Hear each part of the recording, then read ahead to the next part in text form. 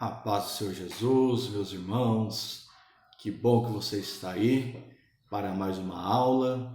Hoje, dando continuidade ao nosso estudo, estaremos falando a respeito do livro do profeta Ezequiel. Você que tem acompanhado o nosso curso, a nossa aula, sabe que nós estamos estudando os profetas maiores. E nós tivemos duas aulas que falaram a respeito de Isaías. Dividimos Isaías em duas partes, como se fosse o primeiro Isaías e o segundo Isaías. Na aula passada nós estudamos a respeito do profeta Chorão, o profeta Jeremias, e também fizemos alguns comentários referente ao livro de Lamentações de Jeremias. E hoje nós vamos para o penúltimo profeta maior, chamado Ezequiel. E na próxima aula encerraremos a atividade dos profetas maiores com o estudo do livro de Daniel. Antes de adentrarmos ao livro de Daniel, gostaria de deixar aqui aos amados um texto bíblico, que na palavra de Deus, lá no Evangelho, segundo escreve João, lá no capítulo de número 39, que nos diz assim o texto bíblico: examinai as Escrituras, porque pensais ter nela a vida eterna, e são elas que dão testemunho de mim. Glória a Deus. Irmãos, uma coisa é ler a Bíblia, outra coisa é examinar a Bíblia. Bom é ler a Bíblia, mas melhor ainda é examinar a Bíblia. Ler, você tem um contato mais superficial, mas examinar, você estuda ela de uma forma sistemática. Já que nós estamos falando a respeito dos profetas maiores, que de fato são livros de maior dificuldade de entendimento. Se apenas fizermos uma leitura superficial, não encontraremos o real sentido do texto.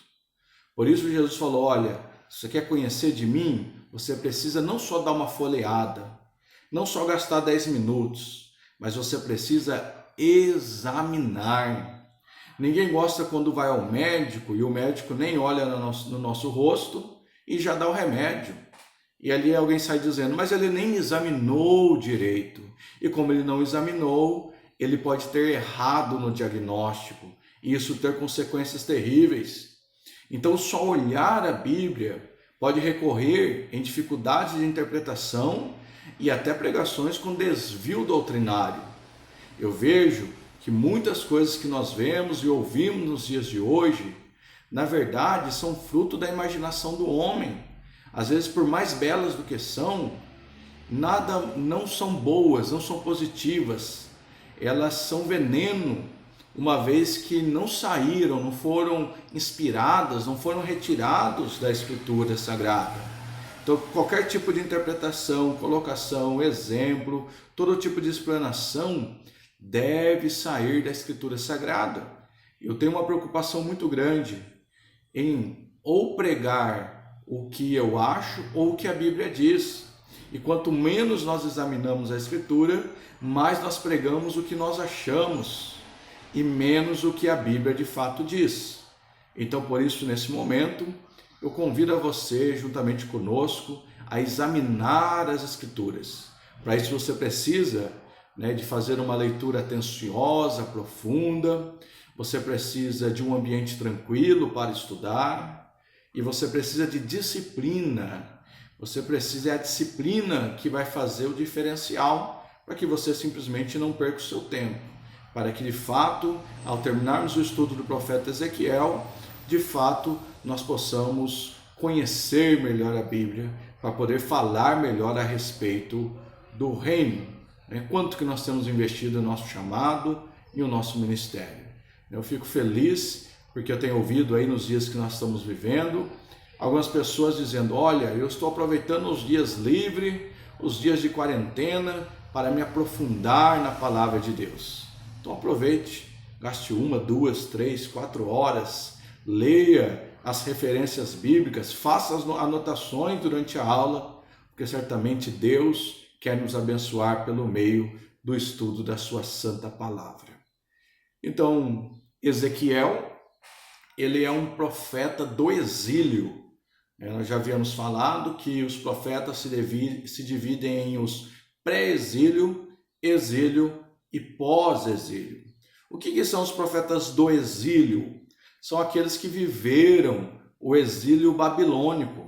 São aqueles que muitos nasceram em cativeiro babilônico, outros foram levados para lá, mas exerceram o seu ministério em terra estranha, em um tempo em que Judá era escravo em terra estranha. Ezequiel é um desses profetas que vão ser usados por Deus, mesmo estando longe de casa. Nós temos algumas referências, geográficas e familiar da vida de Ezequiel. Por exemplo, nós sabemos que ele era filho de um sacerdote. O sacerdote chamava-se Buzi. Então ele era um profeta, filho de um sacerdote. Também a gente sabe com a leitura lá do capítulo 24 de Ezequiel, de 16 a 19, que Ezequiel ele era casado. Inclusive, é uma passagem muito triste, que mais uma vez destaca o sofrimento desses profetas, que renunciavam à sua vida para fazer a obra de Deus, que no momento em que a sua esposa morre, Deus proíbe ele de chorar e de lamentar. Como eu falei lá do capítulo 24, verso 16 a seguir, você pode ver essa triste história do sofrimento do profeta. Tá? Então ele mora no exílio na Babilônia, é casado e tem o seu pai como sacerdote Buzi. Você vê algumas informações das características de Ezequiel, Ezequiel capítulo 1, verso 3, que vai dizer: veio expressamente a palavra do Senhor a Ezequiel, filho de Buzi, o sacerdote na terra dos caldeus, junto ao rio Quebar, ali esteve sobre ele a mão do Senhor. Se você voltar ao primeiro versículo do livro de Ezequiel, também tem algumas informações importantes. Era o 5º dia do mês do 30º ano. Esse 30º ano equivale à idade de Ezequiel. Então ele começa o seu ministério com 30 anos. E ele diz: e eu estava entre os exilados. Então ele estava na Babilônia. E ele vai detalhar melhor ainda a localização geográfica, dizendo junto ao rio Quebar, aonde estava ali a maior parte dos exilados de Judá. E ele diz: abriram-se os céus e tive visões de Deus. E uma das características dos escritos de Ezequiel é a dificuldade da interpretação das visões. Tanto Ezequiel como Daniel, como o apóstolo João lá no Novo Testamento, são homens que tiveram revelações profundas de Deus e que relataram segundo aquilo que eles viram. E hoje, passado tantos e tantos anos, é notória alguma dificuldade que nós temos para interpretar essas visões. Mas nós vamos garimpar, buscar, ler e tentar entender alguns pontos dessas visões do profeta Ezequiel. Uma outra referência importante, no capítulo 1, no verso 2, é que ele está dizendo: foi no 5º ano do exílio do rei Joaquim, no 5º dia do 4º mês. Então ele está dizendo quando ele teve essa visão, quando que Ezequiel teve o seu chamamento. E ele vai dar uma referência do rei Joaquim. Então isso nos faz entender que Ezequiel foi levado à Babilônia junto com o segundo grupo de exilados. Então no primeiro grupo levaram-se os príncipes, os cientistas, a parte nobre de Judá. E na segunda parte, Ezequiel, depois de alguns anos, foi levado também para a Babilônia. Então ele diz que quando ele começa a profetizar, o exílio já estava durando 5 anos. E nós sabemos que esse exílio vai durar aproximadamente 70 anos, segundo profecias de Isaías, de Jeremias e também do próprio Ezequiel. Tá? Então, quando ele profetiza, já estavam 5 anos no exílio. Era instruído e de família nobre e profetizou até o 20º ano do cativeiro. Tá? Então ele viveu uma boa parte do cativeiro de Israel na Babilônia. E ele teria sido morto. Olha, você vê mais um profeta sofrendo pela mensagem de Deus, porque ele teria sido morto junto ali pelos seus compatriotas. O próprio povo de Judá, que estava ali exilado com ele, segundo a tradição, teria matado o profeta Ezequiel. Morreu, mas não negou a verdade de Deus, a profecia de Deus. Por que que eles não queriam as profecias de Ezequiel, assim como de Jeremias? Porque Ezequiel dizia que eles tinham que ficar no exílio até cumprir a vontade do Senhor, de retirá-los de lá. Eles deveriam pagar pelos seus erros, os erros dos seus pais. E eles, o tempo todo, não queriam aguardar aqueles 70 anos, e poderia ser esse um dos motivos da morte de Ezequiel. O nome Ezequiel quer dizer Deus fortalece, né? Eu também aí vou pedir para o editor colocar aí para nós livros da Bíblia e as localidades dos eventos. E é um gráfico bem interessante, onde você vai ter aí numerado, junto a um mapa, em que lugar do mundo aconteceram as passagens bíblicas, né? E aí nós podemos dar destaque na região geográfica. Se você olhar o item 22, que é a Babilônia, é onde estava o exílio, onde Ezequiel viveu o seu exílio, assim como o profeta Daniel. Então você pode localizar aí geograficamente o local que eles estavam pelo quadradinho de número 22, além de outras referências importantes da Bíblia. Agora também um outro gráfico está aparecendo aí para vocês, que é a ordem cronológica dos livros. Já falei em outras aulas que nem sempre a Bíblia vai apresentar os livros na ordem em que eles foram escritos, mas nós podemos organizá-los da forma que aparece aí no gráfico. Quais são os profetas que profetizaram principalmente ao Reino do Norte? Amós e Oséias. Quem são os que profetizaram principalmente ao Reino do Sul? Joel, Miqueias, Isaías, Sofonias, Abacuque, Jeremias. Quais foram os profetas que profetizaram a nações estrangeiras? Jonas, Naum, Obadias. Quais foram os profetas do cativeiro? Daniel e Ezequiel. Quais são os profetas pós-cativeiro? Nós vamos estudar lá nos profetas menores, Ageu, Zacarias e Malaquias. Então você vê que pela seta amarela que Daniel e Ezequiel estão no bloco de 70 anos, a qual o povo de Judá não tem terra para habitar. E eles estão lá escravos da Babilônia, escravos dos caldeus.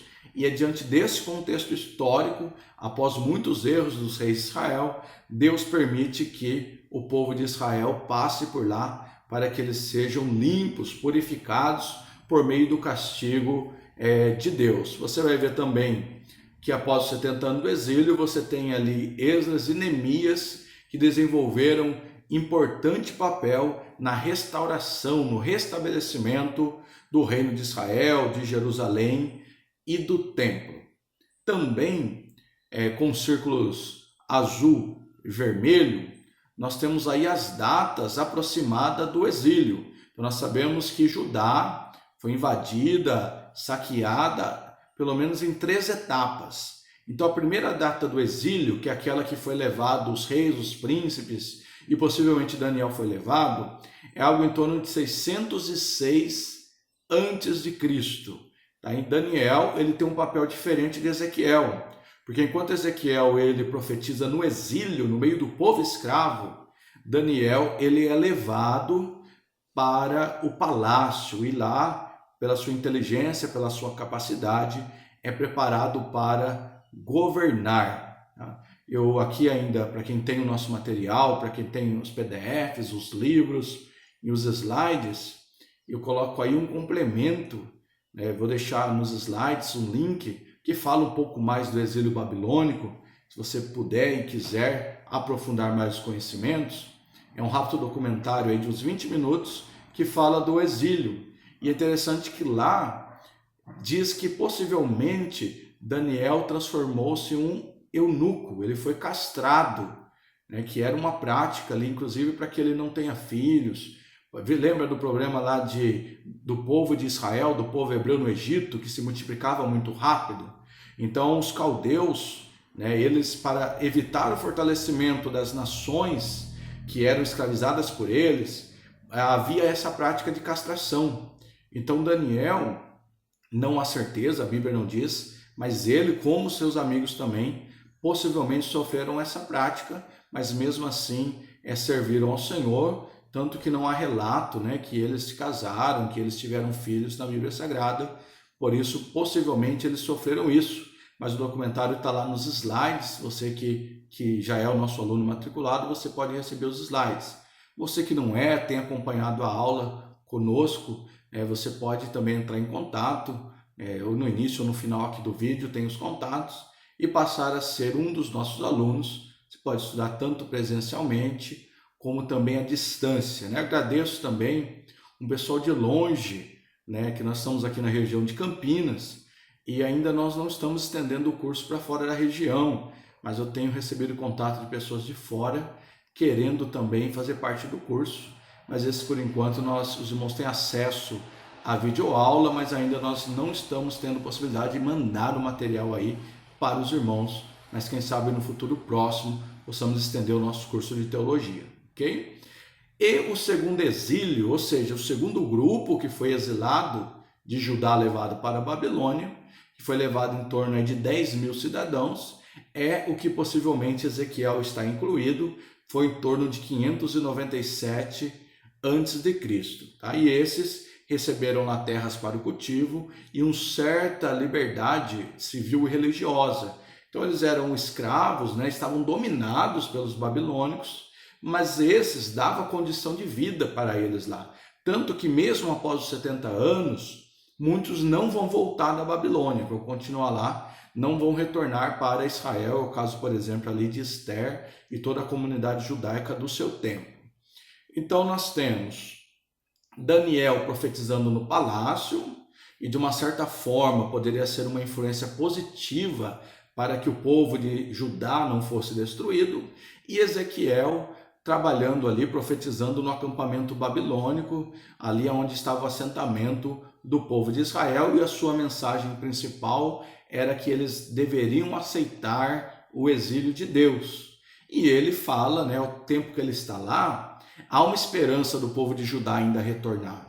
Mas ele, por assim dizer, acaba com essa esperança, né? Diz que é uma esperança futura para a restauração de Israel. Então ele vai falar muito acerca da destruição e do pecado de Jerusalém. Tá? Então o terceiro grupo a ser exilado, e aí já com a destruição do templo, né? Cumprindo lá uma profecia de Jeremias, que diz que aonde era o templo nasceria mato, por exemplo, tem a destruição. Então é levado todos os cidadãos ali de Jerusalém, exceto os doentes, os indigentes, aqueles que não prestavam para nada, foram deixados para morrer lá, né? Retomando Jeremias também deveria ter ficado ali na terra desolada, foi quando ele escreveu as chamadas Lamentações de Jeremias. E esse terceiro grupo, né, após um cerco, após fome, após muito sofrimento do que ali estavam, 586 a.C., está ali facultado a destruição do reino de Judá e também de toda a Jerusalém. Tá? No chamado de Ezequiel, tem um chamado sobrenatural, né? Um chamamento com a revelação da glória de Deus. Né? A exemplo lá do capítulo 6 de Isaías, que ele fala uma revelação semelhante. Também João, lá em Apocalipse, também vai falar a respeito de uma visão do trono. Você vê que são experiências sobrenaturais que esses homens viveram, assim como Paulo também a caminho de Damasco, porque Deus tinha um chamamento especial, exclusivo, muito particular na vida deles. Em comum, o sofrimento do seu chamado. Tanto Paulo já começa o seu chamado dizendo: eu vou mostrar a ele o quanto ele deve padecer por amor do meu nome. Assim, pelo sofrimento da ilha de Patmos, a qual João estava, e também o sofrimento de Daniel, assim como também o sofrimento de Ezequiel, que agora nós estamos falando. Então ele tem uma visão com seres celestiais, um trono acima dos seres celestiais, e rodas, né, cheias de olhos por dentro e por fora, e a sua descrição é um tanto quanto confusa, e existe sim de fato uma dificuldade de interpretar a sua visão, né, lá do capítulo 1, verso 6 ao verso 10. Tá? Tem uma discussão se ali o que ele vê são serafins ou são querubins, mas lá no capítulo 10, no verso 20, ele vai interpretar como sendo sim querubins, né? Mas eu particularmente acredito que poderia ser que lá tinha tanto serafins como querubins. Vamos ver aqui um relato dele, o capítulo 1, verso 10, ele diz: quanto à aparência dos seus rostos, os 4 tinham um rosto de homem, rosto de leão no lado direito, rosto de boi do lado esquerdo e rosto de águia. Então até coloquei uma imagem que algum artista fez, né, falando de como seria esses seres celestiais ou angelicais que ali ele teria visto, né?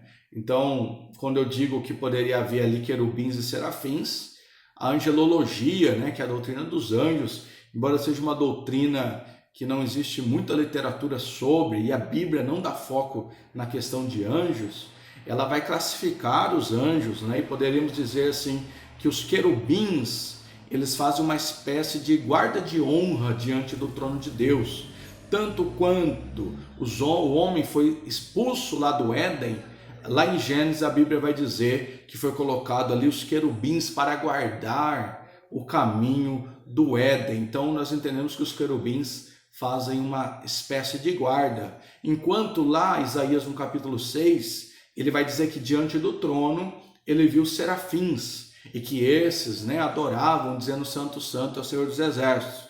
Então, com base nisso, alguns teóricos classificam querubins como guardas e serafins aqueles que adoram. Olha a sua descrição no capítulo 10, no verso 6, que diz: apanhe fogo do meio das rodas e do meio dos querubins. Então, ali a descrição de Ezequiel de fato é dos querubins, mas me faz aí entender que a visão tanto de Isaías como de João é semelhante, né, a esse chamamento que Ezequiel vai ter. Eu também coloquei aí, para quem tem os nossos slides, também o editor pode colocar aí para nós, uma imagem de seres, né, uma imagem que representa esses seres mais ou menos na visão de Ezequiel, mas eu particularmente acredito que é bem mais terrível, é bem mais chocante, embora já é uma imagem aí estarrecedora de fato. Capítulo 1, verso 13, Ezequiel vai dizer: o aspecto dos seres viventes era como carvão em brasa, a semelhança de tochas. O fogo corria resplandecente por entre os seres, e dele saíam relâmpagos. Então ele estava tendo uma visão, como no meio de uma tempestade, fogo, relâmpago, aqueles seres, né, com a face, né, com seres diferentes em cada lado da sua face. A sua descrição também continua lá em Ezequiel, capítulo 1, 15 e 16, que diz: vi os seres viventes, e eis que havia uma roda na terra ao lado de cada um deles. Então é aquela roda também muito pregada, né, de difícil interpretação. Os aspectos das rodas e a sua estrutura eram brilhantes, como berilo, tinham as 4 a mesma aparência, cujo aspecto e estrutura era como se estivera uma roda dentro da outra. Eu também aí uma imagem com essas rodas, né? Os seres ali com as rodas em cima, o trono de Deus resplandecente no chamamento de Ezequiel. Existem muitas interpretações, né? Não tem como bater o martelo do que é o que não é, mas tem algumas interpretações que são as interpretações mais aceitas, né? Que falam ali o que significaria essas rodas e esses olhos que estavam na roda, sendo que os olhos, muitos olhos, seria o olho de Deus que está em todos os lugares, né? Falando a respeito da onisciência de Deus, que Deus está vendo tudo o que acontece, Deus está no controle de todas as coisas, né? E as rodas seriam essa onipresença de Deus, porque ele vai dizer que elas se moviam, viravam, iam, né? Ezequiel capítulo 1, 17 e 18. Quando se moviam, seguiam nas 4 direções dos 4 rostos e não se viravam enquanto iam. Seus aros eram altos e impressionantes e estavam cheios de olhos ao redor. Tá? E além de que também nós temos ali a visão do trono, né, com um arco-íris, com algo ali, está lá Ezequiel capítulo 1, 26 e 27. Por cima do firmamento que estava sobre a sua cabeça, havia algo semelhante a um trono, como uma safira. Sobre esta espécie de trono estava sentada uma figura semelhante a um homem. E ele continua. E na parte de cima do que parecia ser a cintura dele, vi que parecia um metal brilhante, como que cheia de fogo. Então, se a visão dos seres que estavam ali já eram impressionantes, agora a visão do trono ela é grandiosa, né? E ali nós podemos, alguns interpretam, né, como esse fogo sendo a justiça de Deus, né, que esse arco-íris, né, o arco-íris é símbolo da aliança, desde lá de Noé, que Deus estava mostrando a aliança com Israel. Apesar do sofrimento, Deus ainda restauraria a aliança, né? E ali aquilo que ele narra com uma aparência de metal brilhante, que na imagem aí é um azul, né? Alguns interpretam como símbolo da santidade de Deus. Também coloquei aí um vídeo, um link aí de outro professor no YouTube, onde alguém pode também complementar essas informações. Tá? Então, ainda falando do chamamento de Ezequiel, diante de toda essa glória revelada a ele, nós temos um texto também muito bonito, muito bem pregado pela maioria dos pregadores, lá de Ezequiel, capítulo 2, quando ele diz: esta voz me disse, filho do homem, põe-te em pé e falarei contigo. E aí você vai ver que entrou nele o Espírito quando falava, e o pôs de pé, e ouvi o que ele falava. E ali vai executar o chamamento de Ezequiel como um profeta, né, semelhante ali a Jeremias, qual Deus daria profecias duras, mas que Deus estaria com ele para profetizar contra essa casa rebelde. E aí você tem mais uma semelhança com João lá no Apocalipse. E quando nós estudamos o Apocalipse, você vê que a escatologia ela liga muito Ezequiel, Daniel ao Apocalipse. Então aqui tem mais uma relação entre Ezequiel e João, né? Quando você vê lá o capítulo 2, ou melhor, capítulo 3 de Ezequiel, versículo 1 e 2, ele diz: e ele me disse, filho do homem, coma este rolo, depois vá falar à nação de Israel. Eu abri a boca e ele me deu o rolo para eu comer, semelhante à visão de João no Apocalipse, no capítulo 10, no verso 9, e me disse, pegue-o e coma-o, ele será amargo em seu estômago, mas a sua boca será doce como o mel. Então vamos vendo aí que os dois precisaram comer do rolo. João dá essa declaração, né, que era amargo ao seu estômago, mas doce aos seus lábios, que caberia até uma aplicação, que a palavra de Deus realmente ela é boa, né? Ela é maravilhosa. Quando nós pregamos, quando nós evangelizamos, nós sentimos alegria, o nosso espírito é vivificado, sentimos a presença de Deus. Quer ver alguém feliz? É o pregador quando ele acaba de entregar o recado de Deus no altar. Isso é maravilhoso, você navegar pelos mistérios de Deus, em oração, buscando o conhecimento da palavra de Deus, é maravilhoso. Esse é o doce, um gosto de mel nos nossos lábios, né? Só que quem faz a obra de Deus também sente as arduras, as dificuldades de fazer a obra de Deus, críticas, desvalorização, perseguição, barreiras inúmeras para quem faz a obra de Deus. É difícil, principalmente para quem prega. Se prega de um jeito não está bom, se prega de outro não está bom. Tem um pessoal muito insatisfeito, muito crítico. Então, seria a parte amarga. Mas o pior de tudo é quando eles rejeitam a palavra de Deus. Nós vimos lá em Jeremias que o povo não queria ouvir Jeremias. E Jeremias, de fato, pregava, né, falava aquilo que Deus mandava. E nem sempre quando o ministro, o pregador fala aquilo que Deus de fato está mandando, aquilo que é a palavra de Deus, e não apregou a mensagem querendo bens para si mesmo ou autopromoção, e não pregando para agradar, mas por sua fidelidade, infelizmente vai haver perseguição, muitos rejeitarão essa mensagem, né? Darão ouvidos a muitas coisas, menos a verdadeira palavra de Deus. Podemos fazer essa aplicação referente a esse rolo, né? Virou até corinho, música referente a essa passagem de Ezequiel. O chamamento de Ezequiel, ainda falando, né, após essa revelação, essa visão, ele comendo o rolo, então ele começa a ordem de Deus da sua tarefa, da sua missão, né? Então lá no capítulo 3, começa com a ordem de Deus que ele vá visitar os exilados, aonde ele vai exercer o seu ministério profético. Capítulo 3, verso 11 de Ezequiel diz: vá agora aos seus compatriotas que estão no exílio e fale com eles. Então, Deus vai levar ele até o meio dos exilados. Chegando lá, talvez por ver a situação de dificuldade, a escravidão no povo de Israel, ele fica ali anestesiado, ele fica em choque durante 7 dias. Ele diz lá, Ezequiel capítulo 3, verso 15: fui aos exilados que moravam em Tel Abibe, perto do rio Quebar.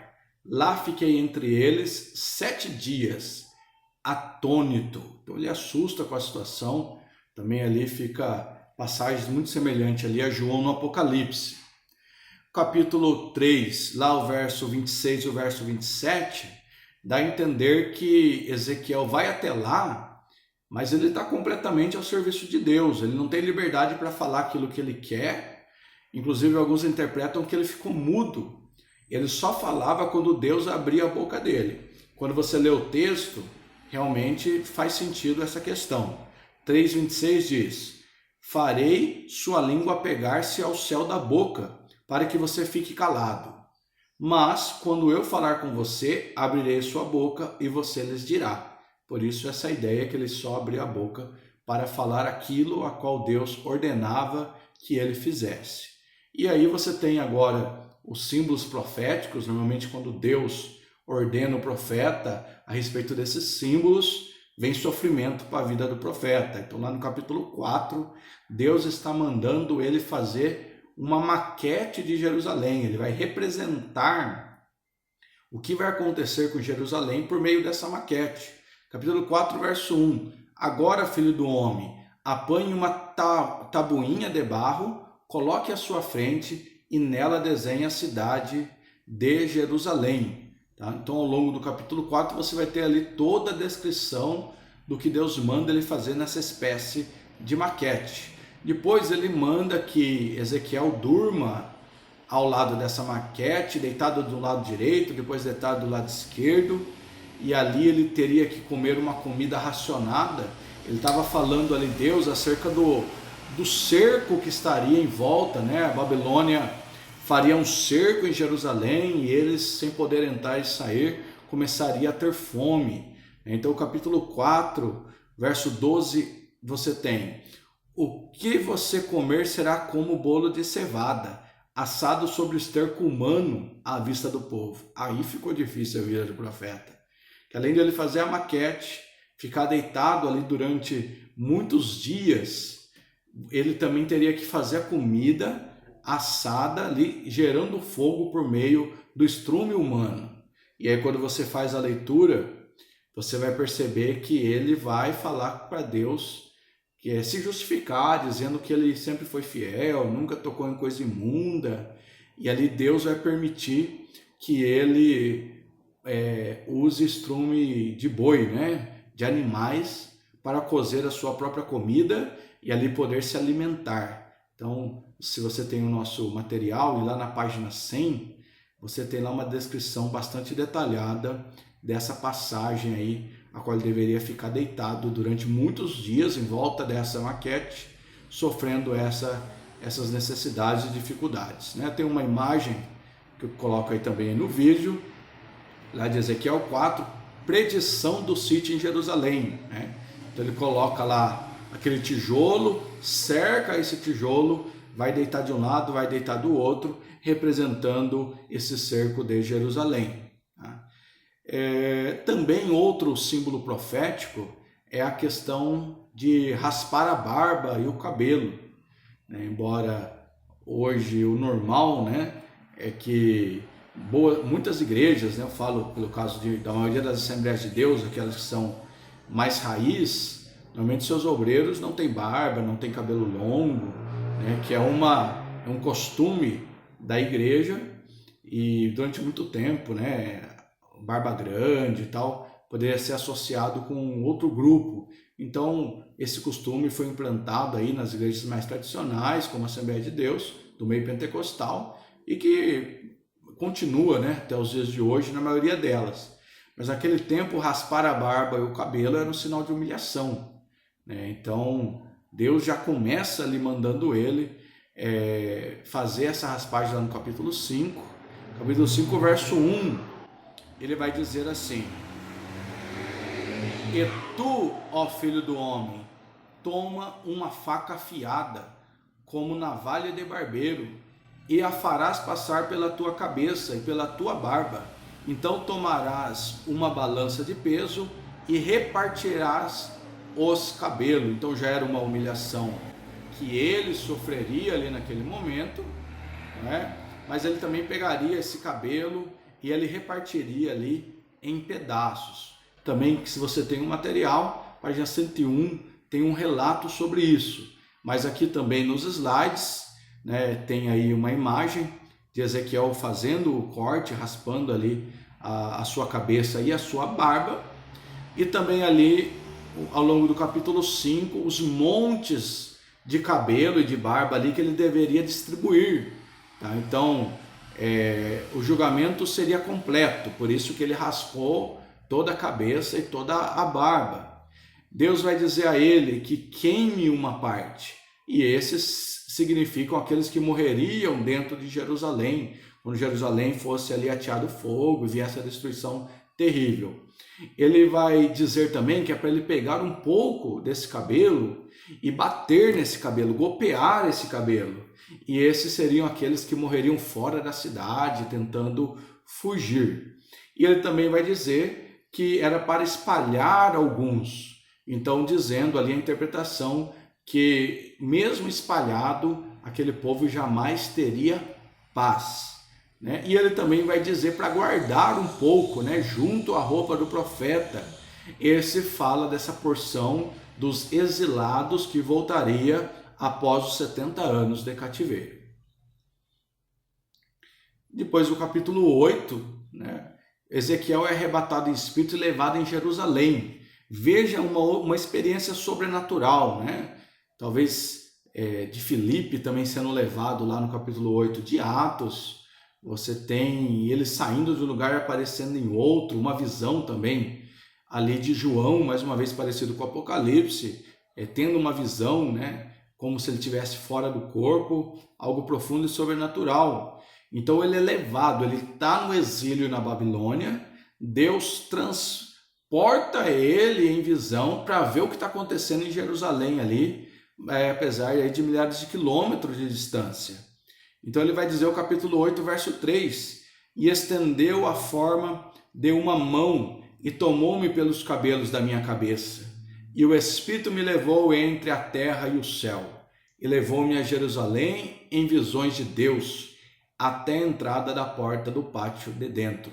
Então Deus leva ele para Jerusalém e leva lá para o templo em Jerusalém, para que ele visse ali o que estava acontecendo e porque Deus de fato iria destruir aquele povo. E ele, nessa visão ali relatada no capítulo 8, tanto o verso 14 como o verso 16, vai ver que ele vai encontrar eles adorando deuses estranhos. Dentre ele vai encontrar ali umas mulheres chorando e clamando por Tamuz, né? Tamuz, que é um deus pagão, que faz parte lá da trindade pagã, da trindade profana, né? Se você nunca ouviu falar, você pode fazer, dar uma pesquisada aí no Google dessa trindade profana, já representando ali também o Apocalipse, embora essa trindade dá origem lá no Gênesis, né, com Nimrod, Tamuz e a sua esposa. Eles vão adorar o deus Tamuz ali no templo.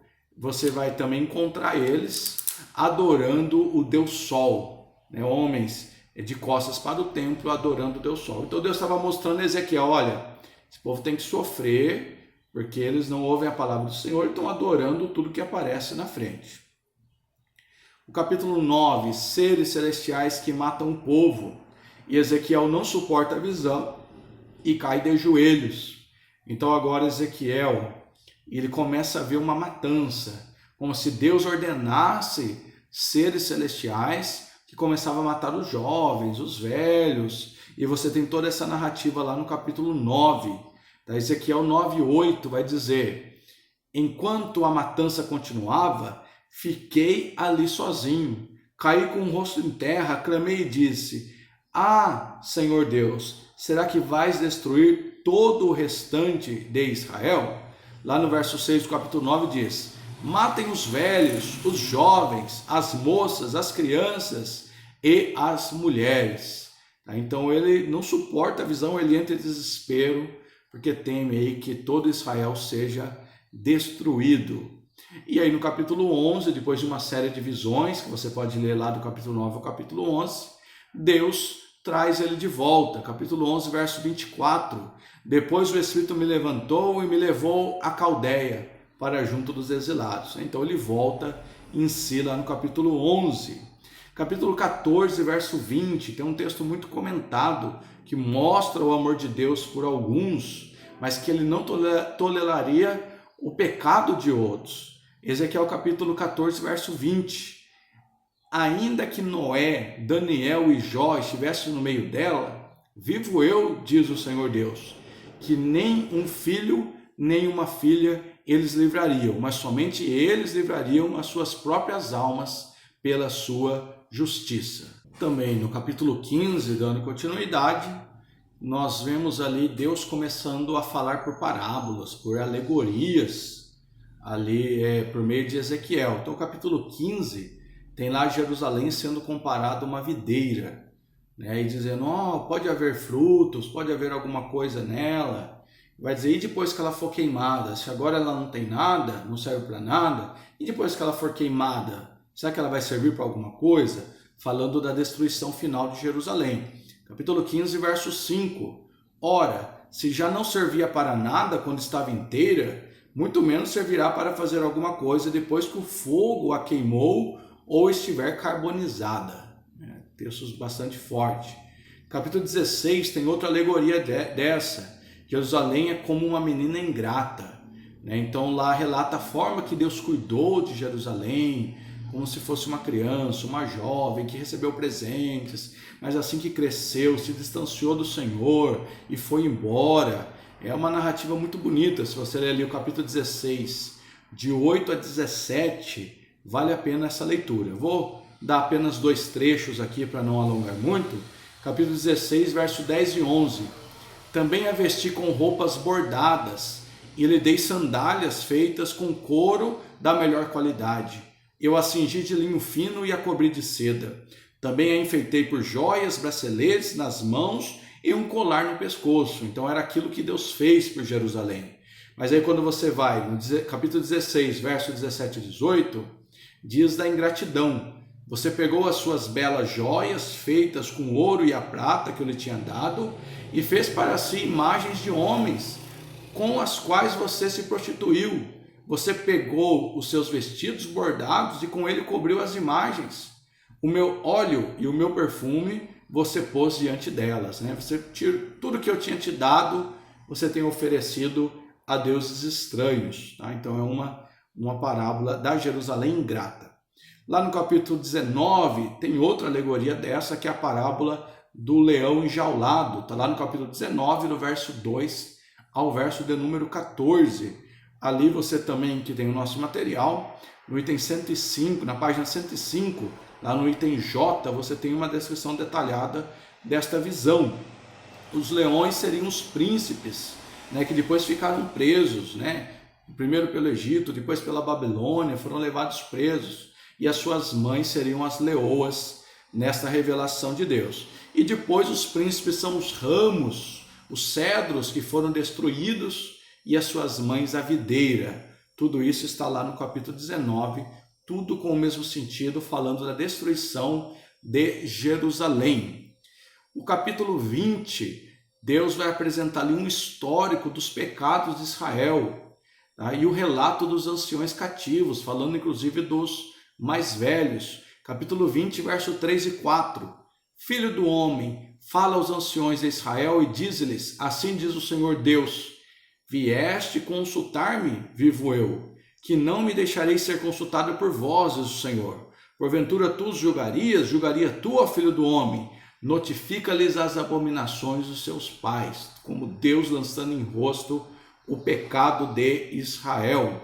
Capítulo 21, a Babilônia é uma terra de feitiçaria e práticas abomináveis, né, semelhante às religiões afro-brasileiras. Então nós entendemos, por meio de muitos estudos e referências, que havia muita feitiçaria, muita bruxaria lá na Babilônia, um país dominado mesmo pelas coisas maléficas. Você tem o texto aí de Ezequiel 21, que já dá uma ideia da condição espiritual do povo lá da Caldeia. Diz assim, porque o rei da Babilônia parará na encruzilhada. Veja, o que nos leva a pensar em encruzilhada, né? Tantos trabalhos feitos em encruzilhada. E no cimo de dois caminhos, para fazer adivinhações, né? Prática de adivinhações, aguçar as suas flechas, consultar as imagens e atentará para o fígado, né? Falando aí até de sacrifício de animais, de abrir animais, de pegar o fígado de animais. Então, uma terra idólatra a Babilônia e também repleta da feitiçaria. Capítulo 22 e 23, acusações de Deus de forma clara. Não, Deus continua acusando o povo do seu pecado. E você tem uma outra palavra muito forte, que é o capítulo 23, 20 de Ezequiel, que vai dizer assim, e enamorou-se dos seus amantes, cuja carne é como a de jumentos, e cujo fluxo é como de cavalos. Então, é como se um homem tivesse agora relações com animais, e Deus falando do estado tão baixo e tão terrível que chegou àquela que era a nação escolhida de Deus. Capítulo 26 a 28 tem profecias contra Tiro e uma lei de dupla referência. O que acontece? Geralmente a gente ouve, né, falar de Satanás, que Satanás quis usurpar o trono de Deus, que se estabelecer acima de Deus. Só que não existe um lugar na Bíblia que está falando claramente sobre isso. É uma interpretação, né, que já de algum tempo, que as pessoas ao ler a profecia de Ezequiel, aplicam essa profecia a Lúcifer.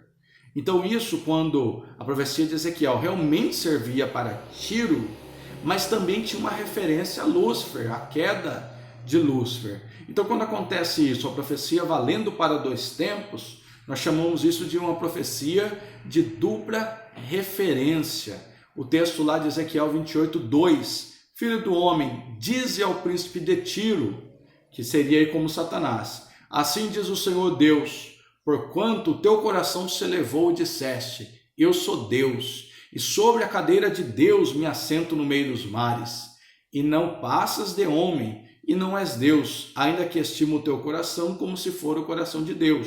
Então você vê aí uma mistura de uma profecia a homem para uma profecia para um ser espiritual, que seria aí Satanás. É claro que essa ideia de que é Satanás é reforçada por outras passagens bíblicas, como por exemplo, Jesus dizendo que viu Satanás, né, ser lançado lá do céu. Tá? Então, existem uma outra coisa, se você quiser aprofundar, mais profecias chamada aí de dupla referência ou lei da dupla referência. Lá no capítulo 32, tem uma profecia contra Egito, né, porque a queda de Judá começa com o jugo do Egito sobre Judá, e ali Deus está dizendo que vai vingar o povo de Israel, ali pelo povo de Israel, o Egito. O capítulo 34 você vê a atualidade das profecias de Ezequiel, porque lá ele vai falar dos maus pastores e também vai falar das más ovelhas. Olha o texto do capítulo 34, de 3 a 5. Comeis a gordura e vos vestir de lã, matais o cevado, mas não apacentai as ovelhas. As fracas não fortaleceste, e a doente não curaste, e a quebrada não ligaste, e a desgarrada não tornaste a trazer, e a perdida não buscastes, mas dominais sobre ela com rigor e dureza. Assim se espalham por não haver pastor, e tornaram-se pasto para todas as feras do campo, porquanto se espalharam. Então, desde aquele tempo, falando a respeito dos pastores que não pastoreiam, que não cuidam, muitos ficam presos apenas à questão administrativa, em administrar a igreja, em cuidar da conta bancária, em comprar, em vender e dar um crescimento numérico, enquanto as ovelhas estão lá sofrendo, desgarradas, e ali é presa fácil para um lobo. Então, uma advertência há tanto tempo atrás de Ezequiel, que também serve para os dias de hoje. O pastor precisa cuidar, zelar, dar atenção à sua ovelha, amá-la, Mas também o texto de Ezequiel fala das más ovelhas. Existe má ovelha, Tem pessoas que nunca encontram nada bom na igreja. Existem pessoas que nunca estão felizes com aquilo que a igreja faz por ela. Existem pessoas que são más ovelhas, que nunca conseguiram tecer um elogio, nunca reconheceram o esforço do pastor, do líder, das pessoas que trabalham pelo ministério. São aquelas que mais do lado de fora arremessam pedra, mas não se envolvem com a obra de Deus. E é muito difícil. Ezequiel está falando lá no capítulo 34, 20 e 21. Por isso, assim lhes disse o Senhor Deus: eis que eu mesmo julgarei entre ovelhas gordas e ovelhas magras, visto que com o lado e com o ombro vocês dão empurrões, e com chifres rechaçam todas as ovelhas fracas, até que as tenham espalhado por toda parte. Então tem gente, são os fariseus dos dias atuais, que não deixam as pessoas ficarem, tiram as pessoas da igreja, se acham donas da igreja, estão ali com cara de ovelha, mas dão empurrões, dão chifradas, são profecias pesadas, fortíssimas, mas nós sabemos que são realidade, na verdade são os bodes que estão ali no meio da ovelha. Eu acho que toda igreja deve ter um, se tiver um ainda é pouco, mas toda igreja tem alguns que sempre dão trabalho, como um texto lá de Timóteo, que diz: sempre aprendendo, mas nunca aprendem. São aqueles que normalmente têm barreira com o estudo bíblico, não frequentam a escola dominical, não leem a Bíblia, e essas ações deles normalmente são fruto de uma vida espiritual vazia. Então não adianta odiá-los também, temos que amá-los, tolerá-los, cuidar deles para que eles cheguem ao conhecimento. Nem todos que estão dentro da igreja estão salvos, nem todos que estão dentro da igreja conhecem a Cristo de verdade, se converteram de verdade. Lá no Apocalipse vai dizer que haviam muitos que se diziam israelitas, mas não eram. Então nem todo mundo que está dentro da igreja de fato teve um encontro com Cristo, mas é lá dentro que nós vamos fazê-los encontrar Cristo, porque se não encontrar lá dentro, não encontrará em nenhum outro lugar. Capítulo 36 vem as promessas de restauração para Israel e uma promessa de retorno para a terra. Embora não fosse para imediato, havia essa promessa. É aquilo, Deus castiga não só para destruir, mas para corrigir, limpar, com uma promessa. Então Deus corrige, mas sempre após a profecia de correção, ele traz uma promessa para mostrar que Deus continuava sendo o Deus daquele povo. Ezequiel 36, 24: eu os tirarei do meio das nações e os congregarei de todos os países e o trarei de volta para a sua própria terra. Então também aí, eles iam voltar naquele tempo, outras vezes, depois Israel ficou disperso, Deus trouxe de volta também. Há um amor, incrível de Deus sobre Israel. E o capítulo 37 do livro de Ezequiel também é muito conhecido. que é a visão do vale dos ossos secos. Quantos pregadores se entusiasmam, quantos congressos, campanhas em cima desse maravilhoso texto, que mostra de fato o poderio de Deus. Mas qual a minha preocupação?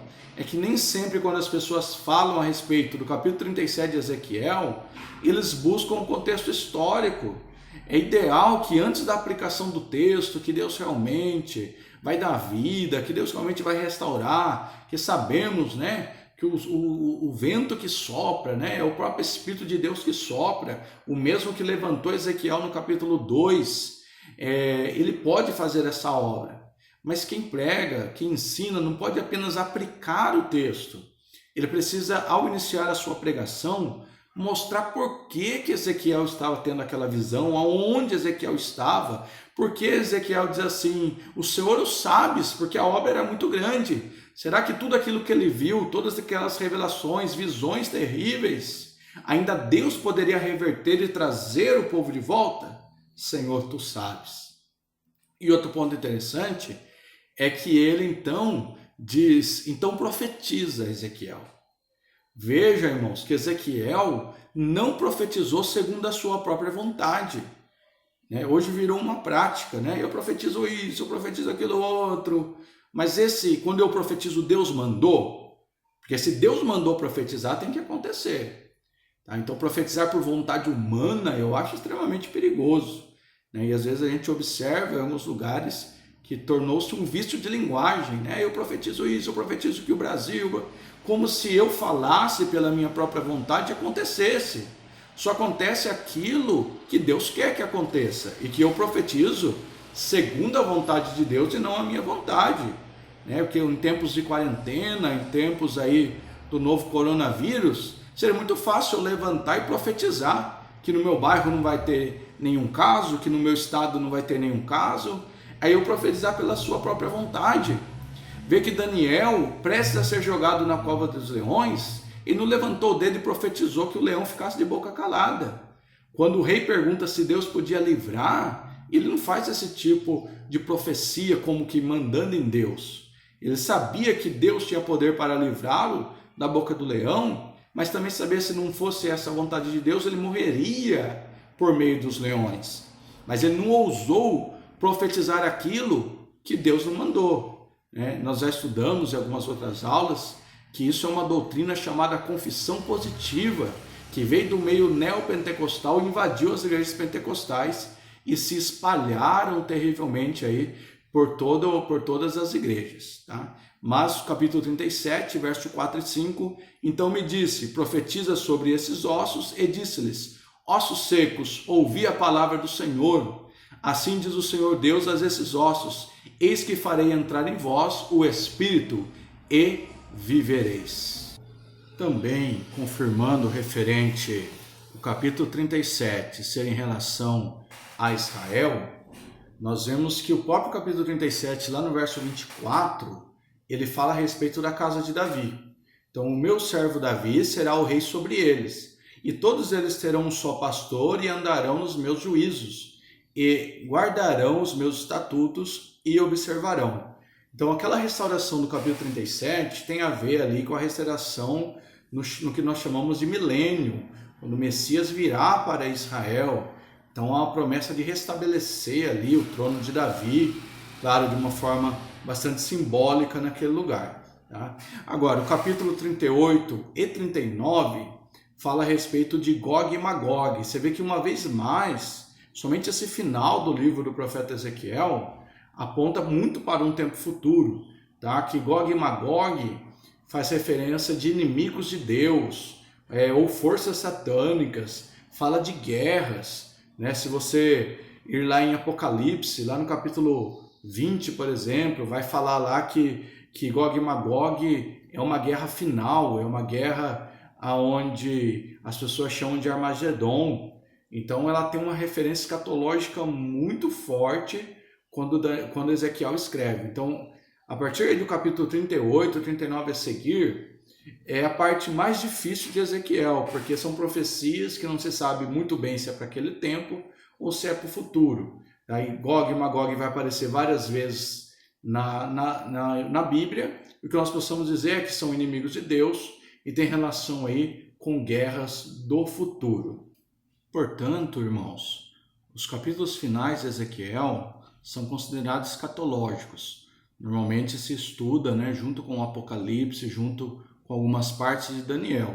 Ali ele vai descrever partes desse reino milenar e uma restauração do templo, Parece falar a respeito de um novo tempo de sacerdotes e várias práticas acontecendo ali. De fato, é um dos pontos mais difíceis aí do livro de Ezequiel. Quem tem o nosso material, no final, tem também um link para um documentário aí falando a respeito do cativeiro babilônico. Mas não vamos desistir não. Estude, leia, releia, porque certamente o desejo de aprender vem do próprio Deus. E nós queremos aprender para servir melhor a Deus e a nossa igreja. Obrigado pela companhia. Até a próxima aula, onde estudaremos o profeta Daniel. Deus abençoe a todos.